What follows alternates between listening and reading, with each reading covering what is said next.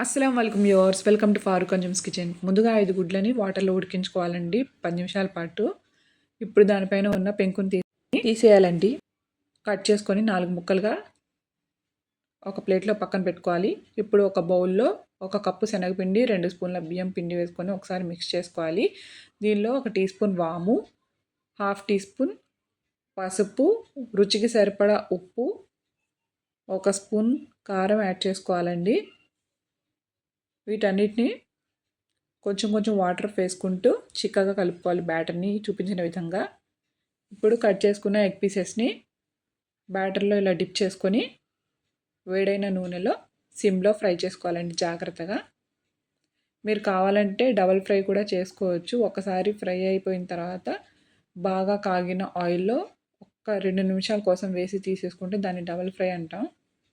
లేదు అంటే సిమ్లో ఒకేసారి ఫ్రై చేసుకొని తీసుకోవచ్చు. అంతే అండి, సింపుల్ ఎగ్ బజ్జీస్ రెడీ అండి.